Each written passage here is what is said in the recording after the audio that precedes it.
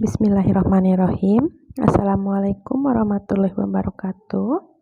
Kami peserta Latsar CPNS Kota Bogor, Angkatan 14, Kelompok 3, PPSDM Regional Bandung. Pada kesempatan kali ini, kami mendapatkan tugas untuk menganalisis isu berikut penjelasan mengenai analisis isu global proxy war yang akan dipaparkan oleh kelompok kami. Penjelasan pertama yaitu tentang definisi isu. Suatu masalah bisa dikatakan isu apabila masalah tersebut menjadi problematik dan hangat-hangatnya dalam suatu keadaan, sehingga masalah tersebut apabila tidak diselesaikan bisa menimbulkan permasalahan yang lainnya, dan masalah tersebut layak untuk diselesaikan. Isu yang akan kami angkat yaitu proxy war. Apa sih artinya proxy war? Proxy war yaitu suatu keadaan memanfaatkan perselisihan eksternal atau pihak ketiga untuk menyerang kepentingan atau kepemilikan teritorial lawannya. Seiring dengan berkembangnya teknologi, sifat dan karakteristik perang telah bergeser, di mana saat ini perang tidak melalui militer, tetapi melalui aspek kehidupan berbangsa dan bernegara, baik melalui politik, ekonomi, sosial, budaya, termasuk hukum. Proxy war sendiri merupakan sebuah konfrontasi antar dua kekuatan besar yang menggunakan pemain pengganti. Negara-negara besar menggunakan aktor negara maupun non-negara. Proxy war memiliki motif dan menggunakan pendekatan hard power dan soft power dalam mencapai tujuannya. Sehingga ada banyak negara yang ingin menguasai sumber daya alam Indonesia melalui proxy war. Karena dengan kekayaan yang kita miliki, baik itu kekayaan budaya, kekayaan sumber daya alam, kita terancam dipecah belah oleh negara lain.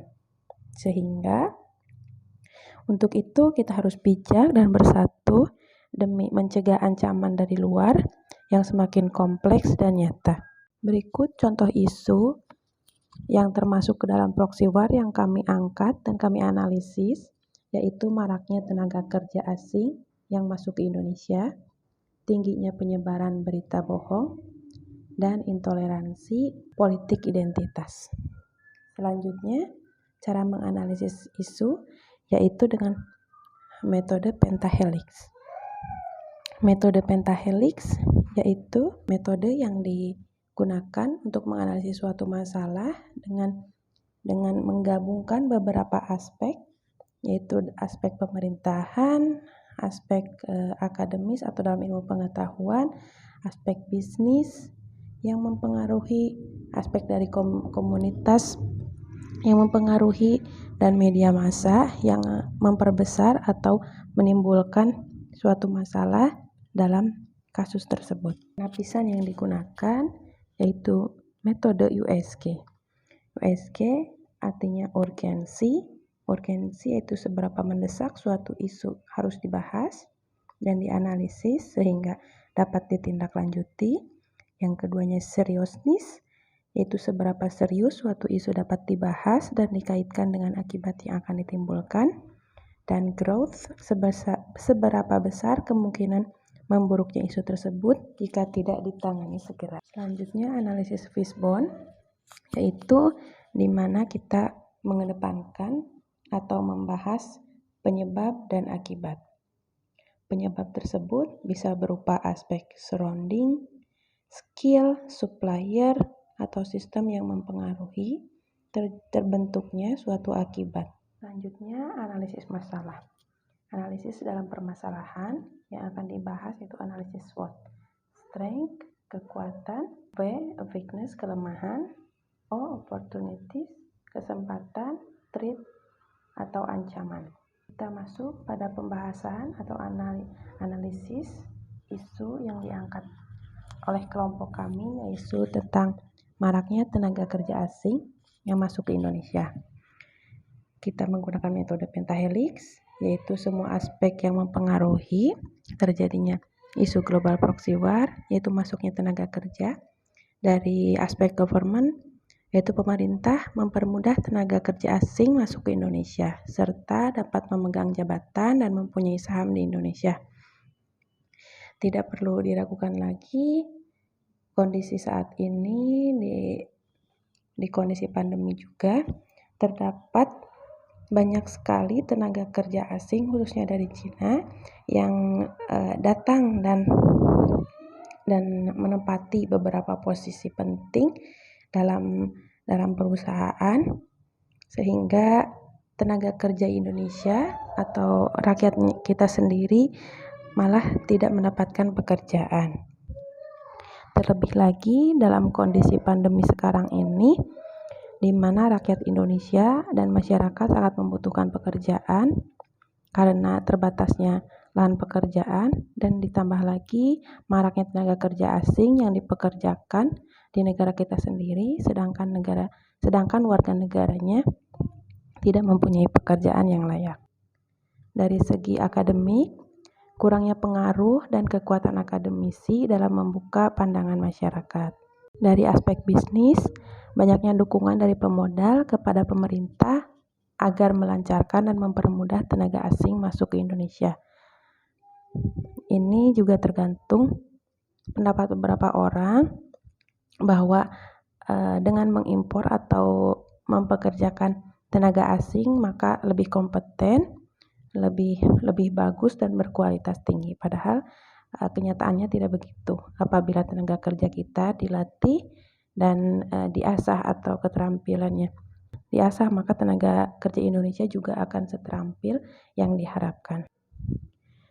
Dari aspek community atau komunitas, banyaknya LSM yang dapat diintervensi oleh pihak yang mempunyai kepentingan demi mempengaruhi pandangan organisasi atau lembaga tersebut. Dari aspek media massa, tertutupnya media yang dapat memberitakan kejadian tersebut. Terbukti nyata dalam kondisi pandemi, maraknya tenaga kerja asing sedikit tergeser oleh berita pandemi yang sedang marak sekarang, pada kondisi dan situasi sekarang.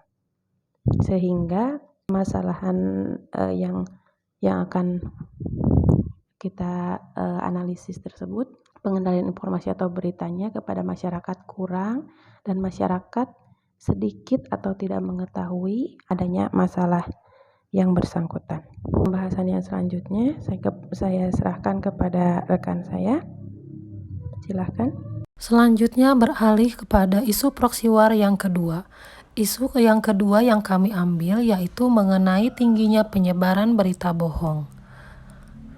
Dari elemen government-nya, yaitu pemerintah belum mempunyai cara untuk melawan penyebaran berita bohong dan lemahnya penegakan hukum untuk para pelaku penyebar berita bohong.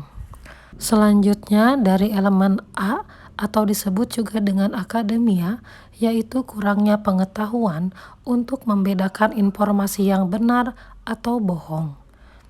Dari segi bisnis atau B, yaitu menguntungkan pihak yang terlibat dalam penyebaran berita bohong. Untuk community atau C, yaitu masyarakat kurang hati-hati untuk menganalisa berita tanpa mencari tahu kebenarannya dan kurang bijak menggunakan media sosial. Yang terakhir, untuk media atau M, yaitu menjadi wadah bagi penyebar berita bohong dalam memberikan informasi yang menimbulkan keresahan bagi masyarakat. Selanjutnya isu terakhir yang kami ambil yaitu mengenai intoleransi dan politik identitas. Dari segi government, yaitu keputusan atau kebijakan pemerintah dinilai oleh sebagian kelompok tidak berkeadilan.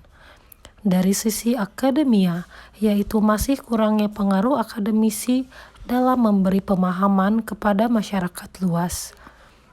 Dari segi bisnis, yaitu banyak pilihan yang saling berkepentingan terutama pihak asing, menggunakan politik identitas untuk melancarkan tujuannya. Community atau C, banyaknya kelompok atau organisasi yang saling menjatuhkan, menyebar isu sara karena hasrat politik kekuasaan. Dan dari media, Berita hoax dengan mudah disebarkan oleh pihak yang berkepentingan untuk mempengaruhi opini masyarakat. Nah, saya akan mencoba menganalisis pemecahan isu dengan menggunakan metode USG. Apa itu metode USG? Metode USG adalah salah satu alat untuk menyusun prioritas isu yang harus diselesaikan. Caranya dengan menentukan tingkat urgensi keseriusan dan perkembangan isu dengan skala 1 sampai 5. Metode USG itu singkatan dari untuk U yaitu urgency, S yaitu seriousness, dan G yaitu growth. Dan interval penentuan prioritas yaitu dengan angka 1 yaitu sangat tidak mendesak atau gawat dan dampak, angka 2 tidak mendesak, gawat, dan dampak, angka 3 cukup mendesak atau gawat dan dampak, angka 4 mendesak atau gawat dan dampak, dan yang terakhir angka 5 yaitu sangat mendesak atau gawat dan dampak. Dari sebelumnya, dari ketiga isu yang sudah kami jabarkan, yaitu intoleransi dan politik identitas mempunyai skor yang paling tinggi yaitu 13. Sehingga isu tersebut perlu diutamakan dan dicari pemecahan masalahnya. Selanjutnya, analisis Fishbone dan SWOT akan dilanjutkan oleh teman saya. Oke, terima kasih atas kesempatan untuk berbicaranya, Teh. Di sini saya akan memperkenalkan analisis masalah dengan menggunakan metode Fishbone, di mana Fishbone ini dikenalkan oleh Dr. Koiro Ishikawa, yaitu ahli pengambilan kualitas dari Jepang. Saya akan mencoba menerangkan dengan 5 poin yang mempengaruhi masalah dan isu tersebut. Untuk yang pertama, demokrasi yang didominasi, yaitu tingkat sosial masyarakat membentuk kualitas kehidupan, pendidikan, dan ekonomi masyarakat itu sendiri. Yang kedua, perkembangan media sosial. Sekarang media sosial telah menjadi media intoleran yang tersebar luas atau bisa dijangkau oleh semua kalangan. Yang ketiga, globalisasi. Globalisasi ini adalah faktor terbesar yang terus mengikis nilai ketimuran. Salah satunya adalah toleransi yang dikikis oleh intoleransi. Untuk yang keempat, polaritas politik. Partai-partai cenderung memusatkan kekuasaan agar bisa dapat menguasai otoritas di tempat tersebut. Kesenjangan ekonomi daerah untuk yang kelima. Dengan kondisi kesenjangan ekonomi lebih cenderung membuat politik identitas terus berkembang. Demikian ada analisis Fishbone, di mana ada penyebab dan akibat dilihat dari seberapa detail masalah yang akan timbul dalam isu tersebut. Untuk selanjutnya saya akan menerangkan metode analisis SWOT yang terdiri dari strength, weakness, opportunity, dan threat. Yang pertama yaitu strength atau kekuatan, yaitu pemerintah dapat membuat aturan untuk menindak tegas atau mencegah terjadinya intoleransi. Serta media juga dapat memberikan pengawasan dengan efisien dan independen. Untuk yang kedua, weakness atau kelemahan, banyak organisasi yang saling menjatuhkan demi mencapai tujuan pribadi dan turut serta pihak asing dalam politik sehingga mengakibatkan terjadinya politik identitas. Yang ketiga adalah peluang yang bisa dimasuki oleh masalah, yaitu lemahnya pengawasan pemerintah dalam aspek tertentu, munculnya berita hoaks yang menggiring opini masyarakat, dan kurangnya literasi masyarakat dalam menanggapi isu tersebut. Dan yang keempat terakhir itu threats atau ancaman, munculnya pihak yang memecah belah kehidupan berbangsa dan bernegara dan mengancam NKRI. Sekian presentasi dari kami, mohon maaf jika ada salah-salah kata atau pembahasan yang kurang dimengerti. Terima kasih. Assalamualaikum warahmatullahi wabarakatuh.